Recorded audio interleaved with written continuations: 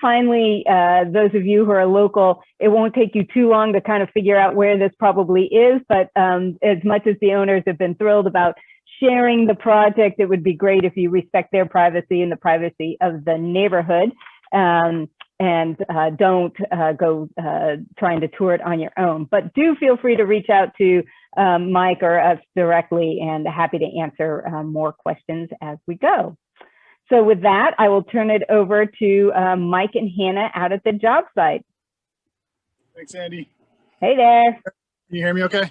Yeah, we can hear you great. Cool. Hannah is behind the camera, but Hannah is super important to this whole project. She's been out here with me day one, physically putting this thing together with me, as well as doing a lot of back-end stuff. I'm a certified passive house designer. Hannah is a certified passive house consultant. She's 24, Cal Poly graduate, went and did that on her own, which was, it's pretty remarkable. So you might not see her, but she's super important. She's on our social media if you want to check it out. But so a couple things that Dee was talking about, how this is a low carbon house. And I think it's important to say that though this is designed in the passive house standards, to the passive house standards, and we are pursuing PHI certification, it's kind of a combination of a few things that get something to a low carbon home. You can't just build a passive house and call it low carbon. You can't just build a healthy house and put a 6-burner Viking gas stove in it and call it low carbon because everything else was. So it's a combination of things. So this is an all electric house. We don't have gas in this house. We've tried to use as many materials as we could that are plant-based. So all of our walls are naturally out of wood. And our insulation is recycled wood and recycled paper on the exterior and the interior of the walls. So I'm going to read a few notes that I have. So another important thing to say is that 475 is sponsoring the event. We just want people to know, I like 475 products. They're not sponsoring us. So we pay for everything full price. So that way we can talk about it objectively. We don't want anyone to think that we got something for free, so now we're going to go hype it. Our clients paid for all of this stuff after doing their own research on top of my recommendations. I do like those guys. I hope Johnny's watching today, though. The real sponsor should be Mountain Air for giving me hats every week so I don't fry my head. And we got a lot of help with the glass install, and we'll talk about that afterwards too, some kind of unofficial sponsors who were crucial to this. So. This house follows the 5 passive house principles. So we have continuous insulation on the outside and the inside. We have an airtight envelope enclosure. We've got really good windows in the right places. I hope, Dee, you asked the same question that you asked yesterday, just in our casual conversation, because I think it's important to point out some of the differences you mentioned.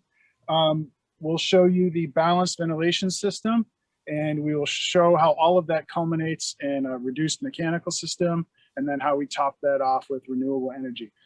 This is a working job site, so there is stuff, though our sites are very clean regularly, there is stuff hanging from the ceiling. So you'll see the ventilation system and some of the ducts and tubes kind of hanging down, not fully put together yet. We don't mount the system in the garage, the actual fan, until the very end. But yeah, it's a working site. This should be fun. So I hope you have good questions. Even if you have bad questions, ask them anyway. And hey, Mike, yeah, zoom in on the rendering real quick. Thanks, Hannah. So it's a 3,000 square foot house, 2458 conditioned floor area. And it has an attached garage, which we have separated from the thermal envelope of the home in a variety of different ways. You'll see some of that from the inside, taping off a shear wall with a liquid barrier as well as tape, and then caulking framing members on the garage side of the wall just to keep that air sealed. Cool. So 3,000 square foot house, single story. For a couple of reasons it went that way. The clients are awesome.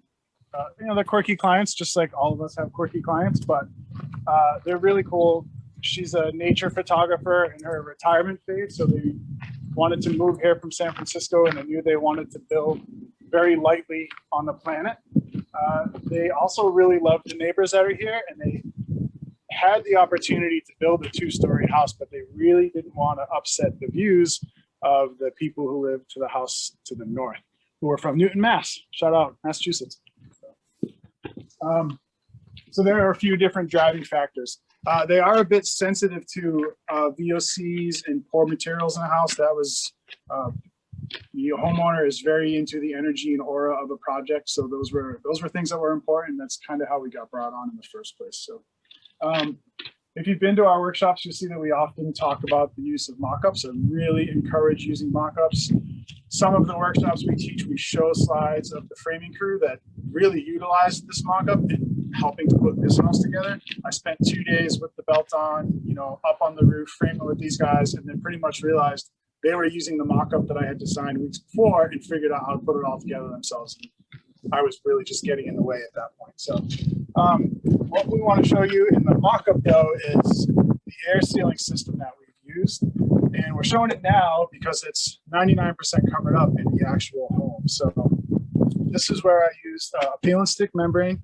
Solitex Adhero is what I used. There are a bunch of different membranes out there. I love this one for a variety of reasons. If Johnny's listening, he'll probably tell you I'm a brutal consumer of products. I kind of refuse to be sold on anything, so I can be really tough on salespeople. I think that the things we're using here are top notch, and we're talking about things that are at the very bottom of the cost spectrum of a project. Some of you might have seen the pinwheel of cost that we show in some of the other workshops. So we start our air sealing system down at the very bottom. We run an acrylic caulking. In this case, we've used Contega. It actually doesn't come out of a tube. It's a peel and stick that we stick to our slab edge. This PT represents a slab edge. And then this peel and stick just runs up the wall, folds into our window frames, runs up the rest of the wall to the bottom of our outlookers, at which point we have our roof membrane coming down off our trusses and wrapping onto the wall. So that can get a little complicated. I'm happy to answer questions about how I frame my roofs. I use 2x4 trusses on the flat, 14 inches deep with an 1.5 inch air cavity above the envelope enclosure.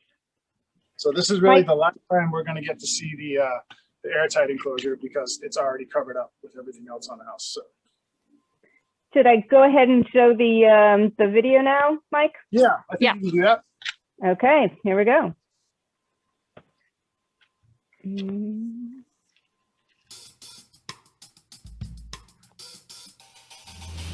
Okay, so what we're using for our WRB system here is we're kind of using like an all-in-one system.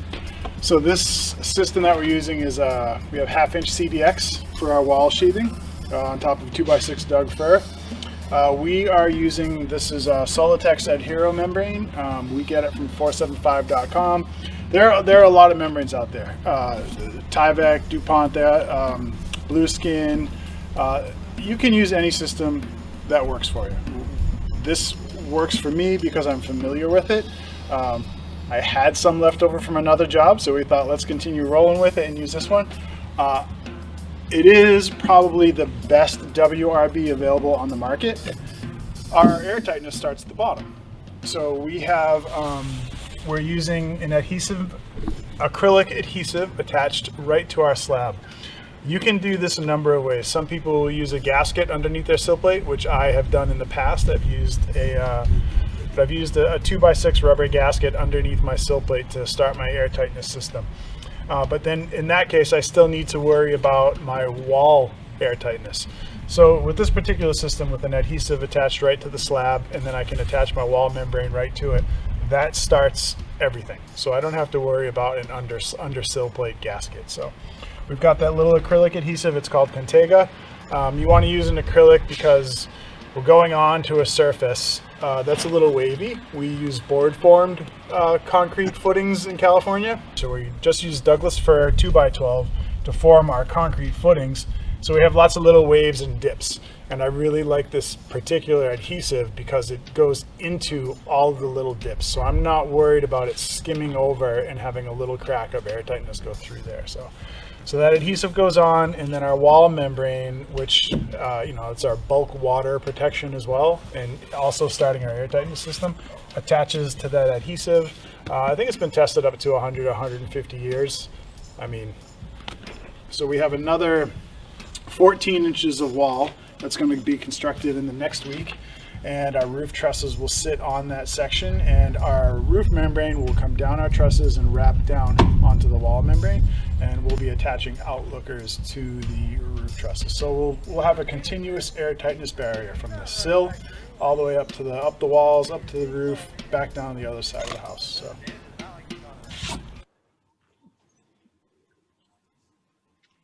All right, back to you.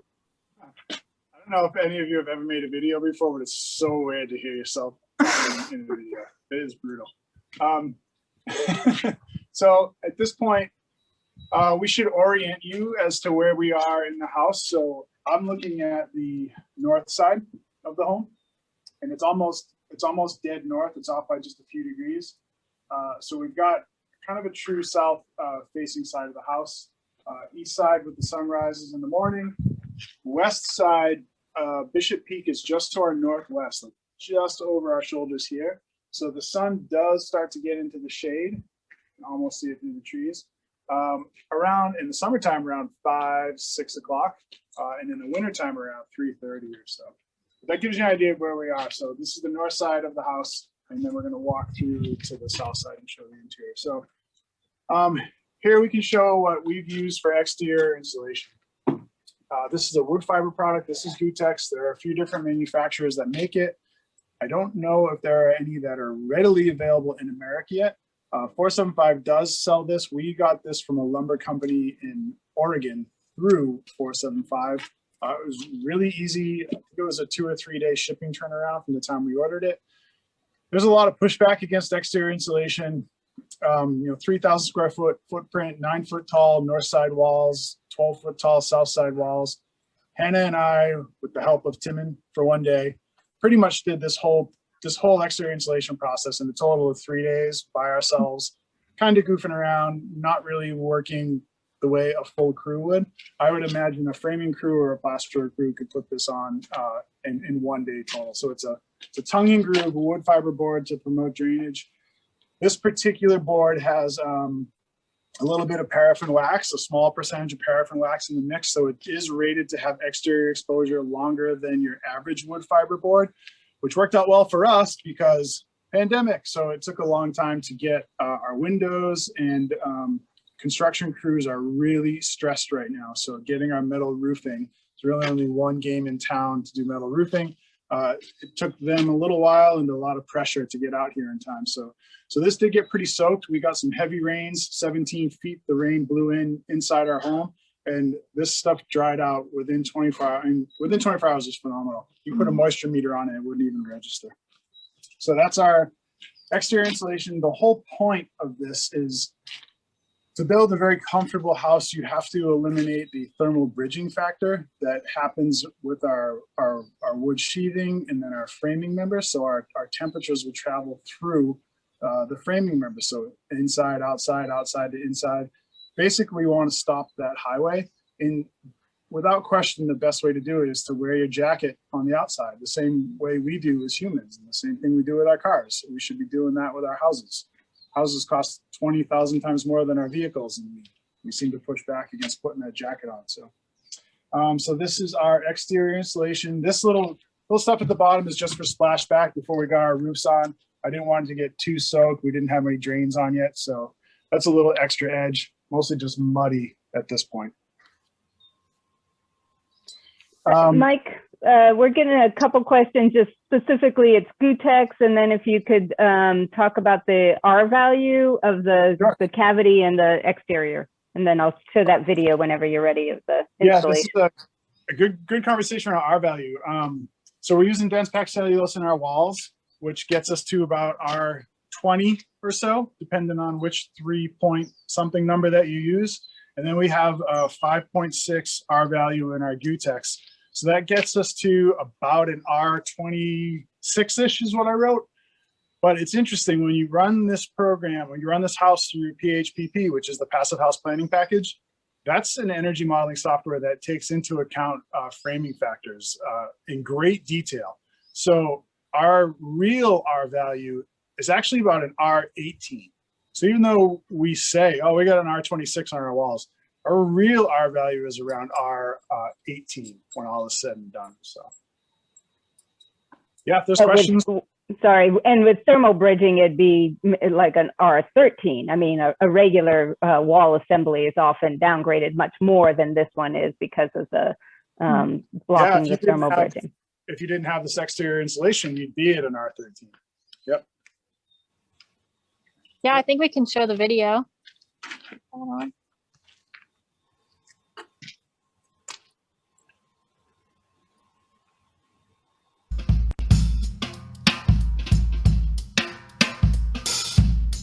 I've used a few different methods of exterior insulation. I've used foam. Back in the day, we would just use polyiso on our walls. I have also used the polyiso foam attached to plywood sheathing, which is becoming very popular right now. In this case, I prefer this wood fiber over all of those products for a multitude of reasons. The foam is really gross to work with. I fully feel there's going to be class action lawsuits in the future with guys in the field having health issues. This is just recycled wood, so as you know, we cut it with a razor knife and we cut it with a circular saw. It's tongue and groove, so all we did was we snapped one reference line around the entire building, and then it was really easy for the two of us to just kind of work our way up, and then we'd fill in around the edges of all our openings and cut out all our openings. So we tacked everything on first with 2.5-inch stainless steel staples. Cost us, I think it was $200 for a box of 10,000 staples. So pretty easy to put on. We just used some Metabo nailers. And then the real attachment comes when we put our furring strips on, and we use 4.5-inch screws to go through our furring strips and into our studs by about 1 3/8 inches. That'll lock all of this in place forever. So these are those screws. So we use a 4.5-inch Fastenmaster headlock screw. Wherever we're going to have a stucco installation, that's a really strong structural screw. And then we have a mix of stucco and wood siding. The wood siding is a vertical grain cedar, which is really light. Actually, just arrived this morning. Really light, really pretty. Now everything smells beautiful inside too. So I use a 4-inch GRK structural screw for those. So we get about a 2-inch hold into our studs with the structural screws, and 1.5 inches into our studs with just the GRK screws for the wood siding rain screen system. At this point, we've seen the air tightness, the stopping of the thermal bridging with the continuous insulation on the outside. Little layout of the house. This is the main living area. So we have a dining area. We have a living area with 2 sofas. We have a big built-in wall system that we're going to build along this shear wall here. And then this is our kitchen area here. And Mike, I'm going to throw up the floor plan for folks to get the alignment there. So if you're following my hand, we just went into the entry. We're kind of panning through the kitchen, dining, living room area. As we go through, we'll see at the right the primary bedroom, and then we'll circle back to the laundry room. And then there's another guest bedroom on the other side, 2 offices. One could be converted to another bedroom. And then as we walked in, we saw the garage, which will have some of the mechanical equipment as well. So that just gets you oriented. All right, back to this is essentially our kitchen island, our workstation here.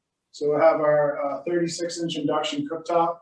We have a 300 CFM fan, direct exhaust. Well, it's not in yet. It'll direct exhaust through the open web truss roof system out to the ceiling, to the roof that's popped out on the side. But the point of coming in here is to talk about these windows that we're using. So we priced out nearly a dozen different window companies for this project. I kind of knew who I wanted to use, but I mean, for the workshops that we do for that purpose, but also just to show the clients that I'm not steering them just in one direction, we presented them at least 10 options. I think we priced out a dozen. In this case, we decided to go with Zola windows, ZOLA. So they are triple glazed tilt and turn window. Zola is starting to manufacture this particular line just for California. I think they're a U.16, 0.17. I'll have to double check it. It varies a little bit depending on which window and the size. So this is above the kitchen countertop, so they open to the inside here. This is the tilt function. They're super light and easy to use. And then they just open up this way as well. So we have a variety of fixed and operational windows. We're really careful about what we use that would be operating and what was being used just to bring light and atmosphere into the house. So if the point was to bring light into the building, we try to keep that a fixed window. So the homeowner really wanted to be able to wake up in the morning and kind of come down and look down this hallway and see the light and the mountains on the east. And then the sunsets to that side are really beautiful as well. But we didn't need that to be an operating window with any sort of ventilation. So that's just a 9-foot tall, 3-foot wide fixed window unit. And we've got a bunch of those around the house. In front of the eating area here, this is also a 6-foot by 6-foot fixed window. We don't need ventilation in this spot. We have a fresh air supply right above this area, but we also have a 15-foot wide, 9-foot tall folding door system. So being able to open maybe an awning window 2 feet away isn't as important when you have a window opening of this size. So if people have questions about the cost and how we dealt with the manufacturers, you can ask me those later. But I will say that they were not the most expensive window and door package. They obviously weren't the least expensive, but I think for the total value that we were looking for and for the sizes that we needed 9-foot tall doors. And Zola was the only company we found that could get the numbers we needed, with the sizes that we needed, with the requirements that the homeowner wanted, and put it all in one package and one delivery. At this point, we're in the back of the house. This is the south-facing side. You can see we've got, the reason for the lot, why they bought this lot 4 years ago, and why we had to have a lot of glass on the south side. We also have an abundant on the north side as well, more than we normally would. But so we modeled all of the overhangs on this house, in SketchUp, and did sun studies in SketchUp to make sure that this house is going to get just the right amount of heat. So that's the difference between a passive house and, say, a passive solar house. The goal isn't to get as much heat as possible into this house. The goal is to find the perfect amount of heat that we want to let in this house. So that is also why we have so much exterior insulation on the south side. Someone asked us this question to a post that we made a couple of weeks ago. And we've shown in our workshops the video where the exterior wall here is 131 degrees at 1:30 in the afternoon. And then only with the R5.6 Gutex wood fiber on, you can go to the inside of the home, and the inside of that sheathing is the same as the ambient temperature in the house. The cavities are uninsulated right now, so that's what we'd expect. But it's only an 1.5 inch difference. So that 5.6 insulation, that exterior wood fiber, is absorbing, I think in the video, it shows 55 degrees of heat that's not being let into our house. So that's an important point of why we have so much on the south side. Now we can kind of walk towards the west here. This is a fixed window that lets in morning light. The only purpose for this window was to let morning light in from the east, which falls into their bedroom and doesn't hit the foot of their bed. That was also modeled. We've got 9-foot tall operating French doors.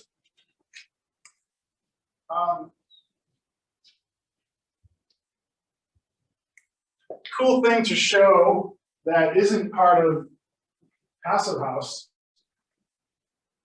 I feel like it's really important to collect data on how our houses perform. So we don't, we can talk till the cows come home about what we think something's doing or what it should do. But really, until we've collected the numbers, I don't know, it's kind of a crapshoot. We're just guessing. So we are using an OmniSense data acquisition. And actually, shout out Cape Cod, the guy who founded that company is from Cape Cod. But that's used by a few builder friends of mine back east. So that's our gateway that Hannah just showed. And we've hidden 3 sensors in the cavities of the building. So we've put one in the master shower, because we are going to wrap the shower with an interior vapor barrier, because this was turned afterwards into a steam shower.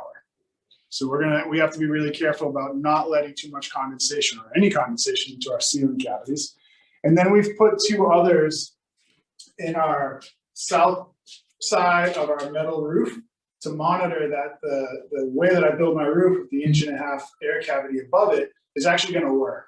That the ceiling temperature is going to stay pretty close to what the interior temperature is. I don't want my ceiling to be 160 degrees the same when my metal roofing is. The whole purpose of that gap is to keep that heat away from the envelope enclosure. So we put a sensor inside the ceiling cavity, and we've also put one on the south facing wall just to monitor the temperature in the south facing wall. So those, I don't know, 40, 50 years, I think they're supposed to last. Mm-hmm. Yeah, so we have a portal. We can actually, it's really cool. We can check relative humidity, temperatures, a few other things just in the portal that we get. So, and that was about $750, the total system. Mm-hmm. I mean, pretty good to be able to, I can be in any part of the world and just check in on exactly how this house is performing at any given moment. So here's a good point to start talking about the fourth principle of passive house, which is balanced fresh air exchange. So in the master bathroom here, you can start to see the duct system that comprises the fresh air exchange system. And the point of this system is to supply filtered fresh air to living areas of the home and exhaust what would be stale air from non-living areas of the home. So the ducts that Hannah's showing me now, those are return ducts, exhaust ducts. We're in the primary bathroom. That's the water closet that you're seeing now. So we've got our two exhaust systems in there. We have. Sorry, Mike, it's a little bit hard. Can you just say like the gray one is this and the blue one is that, just so that everybody can know which are which? Well, the blue ones are water lines. They're not ducts. So the gray line is our duct system for a fresh air ventilation system. The other lines you're seeing are water supplies. So the ducts you're seeing right there are the exhaust system leading from the primary water closet area. There would also be an exhaust system coming out of the master closet here. And then right now, Hannah's showing you what is a supply line of fresh air to the primary bedroom area. So all of these are 3-inch ducts that run throughout the entire home, and they're pulling stale air from closets and bathrooms and laundry rooms, and running that to a fan system that is located out in the garage, which exchanges with filtered fresh air and brings filtered fresh air into the living areas. So the bedrooms, the living and dining room, those all get supplied with fresh air. So this is our laundry room, also doubling as our mechanical room because our mechanicals are so small in this house. So we have an exhaust duct there, an exhaust duct from the powder room. Then we have a supply duct for the living room and a supply feed for the dining area. So now the big blue one. This one is the main line that runs from the west side of the house. Those smaller ducts lead to a manifold that's in the ceiling, which all connects to a singular 5-inch line that we then run through the house and bring out to the garage. So we're still attaching this. We have to get a couple sleeves made by our sheet metal guys so we can piece a couple duct runs together. But the idea is that we're pulling all that air, we're supplying it to the bedroom, we're pulling the air from the closets and the laundry room areas, running that all the way through this house, through the open web truss system. It will turn into what is the guest bedroom, where there's another manifold, which is picking up the return lines from the kitchen and the bathroom and the mudroom on the other side of our wall. And all of these lines will eventually run out to the garage. So this is probably a good point to say that this is a German design system. This is a Zender system. I've done a bunch of HRB installs, and I always get nervous, and I try to read the instructions, do it exactly as it should be. And what I found out through talking to the manufacturers is they basically said you can come up with any way you can imagine to make this system work. So they recommend using solid ducting to move things through the house. But then I talked to the supplier, and he said you can use whatever you want. There's a website called ducting.com, literally ducting.com. So we went on there and for a few $100 ordered a bunch of plastic duct runs, and we checked with the supplier to make sure they'd be okay. And that way we were able to run all these flex lines through our house. If we hadn't done that, we would have had to come up with a system to put solid ducting in, which would have been kind of a nightmare. So, but the point is that you can do it any way you can imagine. And the advantage of building with the open web trusses is it gives you lots of leeway to run your lines anywhere you need to go. There's a good shot. What's sorry, that? Mike, there was a question about a kind of noise. Is there kind of like a fan speed at the fan going at the manifolds that you need to take into consideration? No, there's no fan at the manifolds. The fan is only out in the garage. So there is air moving through these ducts. You would have to, can you hear it? You can hear it in the way that if you put your ear up against the refrigerator, you can hear your refrigerator. But you'd have to get on a ladder and really put your ear next to this supply duct to say, oh yeah, there's something moving through there. So depending on the type of building that you're creating, you do need to take that into effect. If you're using solid aluminum duct lines, you want to make sure that they're secured really well so that they don't rattle against something. Even in a couple spots here, I've put a couple of the vents in, and I've just put there's a metal bracket. So I put a piece of tape on the metal bracket just so I didn't have metal touching metal in the event of any kind of rattle. I'm sensitive to something like that. That would keep me awake. But now you can't even hear that little rattle. And you'd have to go pretty far out of your way to attempt to hear anything coming out of one of the supply ducts. So yes, there's noise, but it's very, very quiet. Actually, the biggest complaint is that people forget that they have these systems in their homes, because you turn it on once and then you never touch it again. So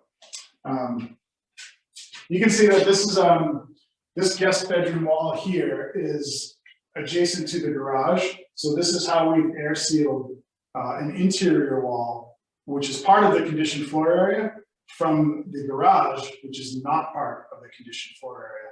It's fairly easy to do with a liquid membrane that we put on the concrete first and then tape, and then we'll come back at the end and we'll have to tape little things. We've got some electric lines coming through. Like you can see, we've got two here. We have to come back and we'll have to tape them or caulk them up. We've gotten a few now, but there have been, it's a custom home, so when the homeowners come to visit, there are changes made and we have to change lines. So we'll come back and fix everything. And before we close everything up, we'll start running blower door tests. And that way we'll know exactly if we have any leaks because of any of the wires in the house.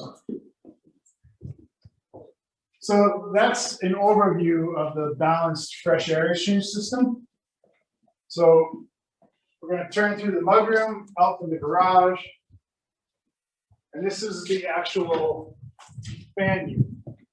So this is what's pulling air from the house and what's supplying fresh air to the house. So this is your return line. This is a supply line.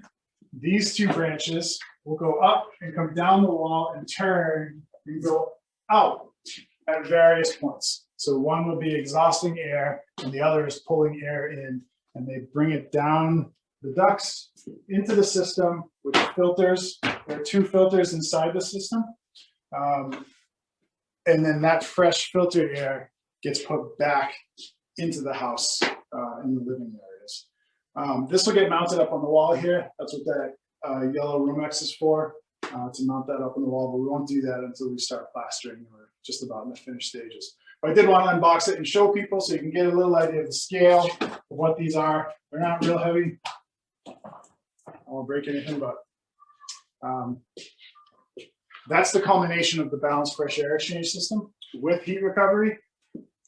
We have our electrical service, a 320 service coming in In the garage, the panel will be on the inside of the wall, the meter will be on the outside.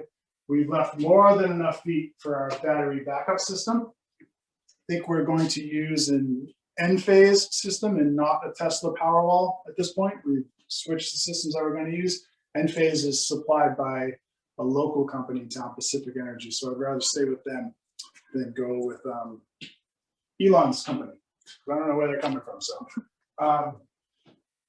all of that culminates in, we have very little mechanicals that are needed inside this house.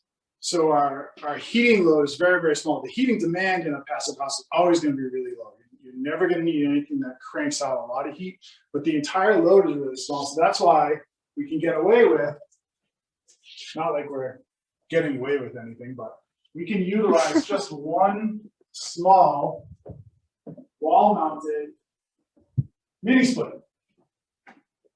And all we need to do is locate that centrally. We originally had an idea of putting it in the living area ceiling. And then after looking at a few units, decided it might be a little bit too obtrusive given that we've got this insane view of San Luis. So we switched to a wall-mounted unit, 9,000 BTU wall-mount mini split, which will just mount up above the main entry. So the heating and air conditioning can get into the main living areas as well as the primary bedroom. But the point of being able to use such a small system is that we're taking advantage of this fresh air exchange system that's moving air around the house. So even though this will be our source of heating and air conditioning, that will permeate throughout the entire home pretty much at the same rate all over, because this ventilation system is pulling all of that air and moving it around the house. So the house will stay a constant ambient temperature the whole way.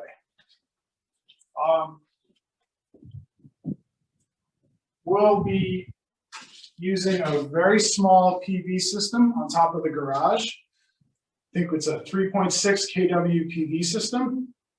We did mention that this house doesn't have any gas in it. It is all electric. So that's a heat pump, heating and air conditioning system.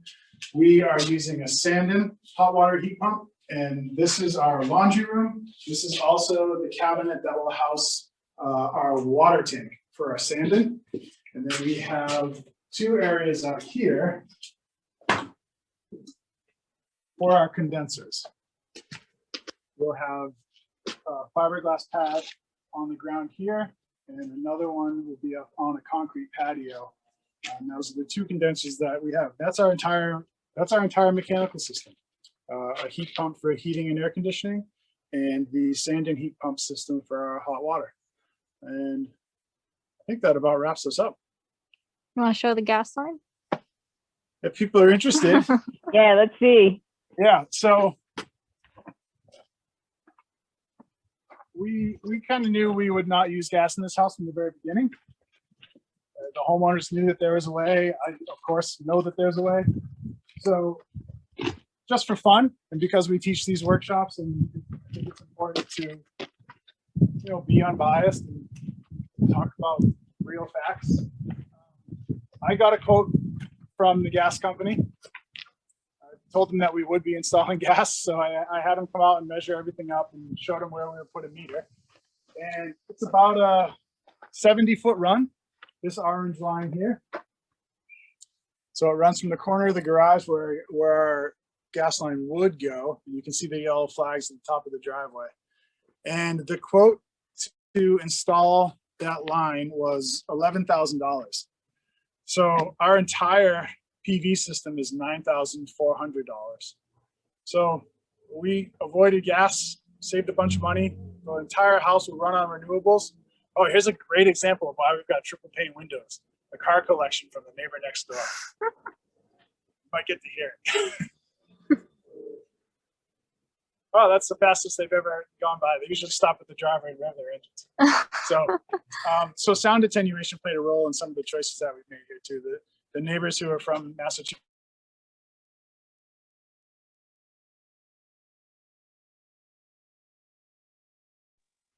You got on mute by accident, Hannah and Mike. Okay. We okay? Andy? Now Andy's on mute. You're good again. Thank you. I don't know if you heard the car go by, but sound attenuation played a role in this. So the neighbors have big gardens, a lot of fruit, almost a permaculture garden in their backyard, and the neighbors to the east have a car collection. So there's a lot of noise that happens around here, and these clients are not noisy clients. So the exterior insulation and the performance of the windows is amazing. Just finished installing the windows last night at 5 o'clock, and the difference is incredible between these windows and a standard double pane that I've used in the past. So these are the best triple glazed windows I've ever installed. Want to talk about the cool machine we used? Oh yeah, so we should let people know. When we do the workshops, we talk about the importance of windows, the placement of windows, getting your values correct, not just using code minimum all around the house. Sometimes the pushback is that these units are heavy. We were really anticipating not being able to move these units by ourselves. And it turned out that they're not any different than hurricane windows that I used on the East Coast forever. So Brendan and I were already familiar with those. So it was fairly easy for us to lift and install these windows. Just like any other window, they weren't that much heavier. Even the tallest ones we managed to put in ourselves. But the big French doors on the back, those were heavy. And you'd need a pretty big crew to lift those and install them and to square them and plumb them and level them perfectly. So we called A1 Glass and Paso Robles. They're the only people on the Central Coast that have a little roving machine with the 4 giant suction cups. We've got our 2 little suction cups that we use for our hands. They have basically a 4x4 with a suction cup attachment. And so they came out for 5 or 6 hours yesterday and installed all 3 of our French doors in a matter of a few hours. Super easy. All we had to do was prep the openings and put the clips on, and we were good to go. So if you're ever worried about installing really heavy windows, they were amazing to work with. We were really fortunate. They were a great help. They were also awesome people. So that was a big push too. So. Nice. All right. Thanks, Mike. We have a couple of questions. That's awesome. And we have some questions coming in. One is just the logistics on all electric. What are we doing for the dryer? Good question. So we're using a Whirlpool heat pump dryer. So it's a 7 cubic foot. Sorry, we're just trying to get out of the sun. It's a Whirlpool 7 cubic foot heat pump condensing dryer. So there's a drain installed actually. So we have we do have a drain that we're going to attach to. So we'll be able to we're going to put a little pump and run the condensation line into the drain that we have for the washing machine as well. So it is a condensing dryer, and it's a 7 cubic foot. So it's about the standard, average American big dryer that we like to use. And I don't even know this it's all self-contained. There's no separate condenser. It's all within the dryer unit. Yeah. If you didn't know, if I didn't tell you what it was, it looks exactly like a normal dryer does. So yeah, it's all self-contained. Yep. No condensers or anything like that. And then just heading off the question at the pass, as far as the cooktop, I assume an induction cooktop, was there reluctance on that part of the owner? No, they were all for it. They've traveled all over the world. She has lived in Australia and New Zealand extensively, so they didn't even balk at that. I mean, the hardest part of that process was choosing what color cooktop she wanted. We had black, white, or gray to choose from, and that was the hardest part. Yeah, that was easy. So they have a 36-inch induction cooktop and a convection oven below it. Yep.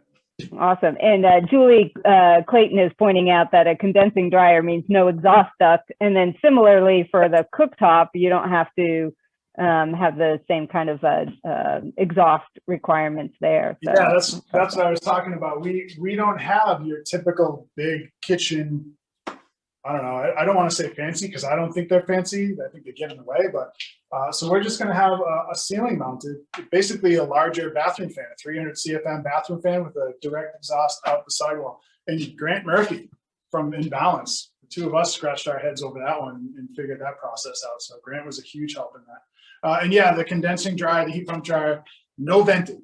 So no holes in our walls. Yeah, really easy. Plug and play. Great. And then I think we skipped over for the interior, the cavity insulation. You mentioned a dense pack. Is it a blown-in cellulose or is it a fiberglass? What are you doing for the interior of the wall cavity? Yeah, dense pack cellulose is it's a blown-in paper product. So cellulose fibers blown in. You are supposed to test it to make sure you get the proper pounds per square inch. I don't know if I asked the company if they would even test it. I haven't tested a wall in, I don't know. I have no idea how long. I mean, after you do it a few times, you can just touch it and you know where it is. So I think it's supposed to be 3.5 or 4 pounds per square inch in the wall cavities. So we'll just net over our walls with just a mesh netting and fill the cavities in with cellulose with just a little hose. So we'll do the whole entire house in one day. Great. And for those not familiar, there's kind of a netting that goes on the outside of the studs, and then you fill it in each of the cavities, right? Is that kind of system? Yeah. Or is it a fill in and scrape? A couple things we've learned in the last few weeks. There's a big distinction between dense pack cellulose and loose pack cellulose. So, and loose fill is what you'd see in an attic ceiling, like in the floor of an attic. You're not pushing it in, it's not compacted, you're just loose filling it up, blowing it in kind of haphazardly, filling it up above the ceiling joists. Jennifer talks about that in one of our workshops because that prevents the thermal bridging from the attic into the living space. Dense pack is, the purpose of that netting is it's a really high tensile strength. So you're filling that cavity full. You'll actually see it bulge out from the wall a little bit. You can go back and roll it with a steel roller, just a couple passes up and down, makes it flat. Most times the drywall crew will come in, you can push it in with your hand enough so that when you put your boards on, you're fine. It's a pretty seamless process. The other thing we learned a couple weeks ago is that dense pack cellulose is not a name brand. It's a method of installing walls. So we are consulting on a project in Guadalupe, and for a few months, the contractor said he was trying to find dense pack. And what we eventually learned in the conversation was he actually thought that, and this is, good contractor, like well-known, he thought that dense pack was actually like a brand. So we kind of had a light bulb moment when he said, oh, I got Den's Glass and I got Owens Corning and DuPont. I can't find this dense pack stuff anywhere. And we all started laughing and said, oh man, now we know what the problem is. So it's actually a method. And as soon as we said that, he went, oh, I totally know what that is. Okay. Oh my God. Yeah. We also had a question, and I promise I didn't cue this up, about slab insulation. And I'll say that there was a super cool product. And Mike, you can talk a little bit about it, but there's a video, and I put in the chat, that shows this. It's an insulating aggregate called Glavel that was used under the slab. If you want to touch on why you used that, Mike. Yeah, well, there's a big advantage to having an insulated slab here. We're almost on the line of where an insulated slab benefits us, where it works against us. So, as you get closer to LA and south, the uninsulated slab works to your advantage because you need the cool, the word that we all love. You actually need that cool from the uninsulated slab. But as you get north of LA, you have an advantage to the insulated slab. So Glavel it's kind of an exchange for the gravel that we would put on top of our sub base, and we'd have our sub base gravel, and then you should have a vapor barrier, then no sand, and then your direct to vapor barrier concrete pour. What happens there is that gravel, stone, it acts as a thermal highway. So the ground temperature is going to come right through the stone and into the slab and then into the house. So I hear so many people here complain about their floors being cold. Even if they have their heat on, the floors are cold. And I mean, we've got videos where we show floors being really cold. And I have clients still who complain about a newly finished house, how cold the floors are. So Glavel is almost a pumice-like stone. At first, it's a pumice-like stone. It's about a 3-inch rock, and it's aerated glass. They're not the only company making it right now, but they're the one that I have used in the past and I'm familiar with, and I have friends who still use it a lot. So we had 32 yards of that delivered in place of the gravel we were going to use under our slab. And Hannah and I just dumped the bags out. It's really light, and it's as light as a sponge, but it's got a crazy high structural capacity.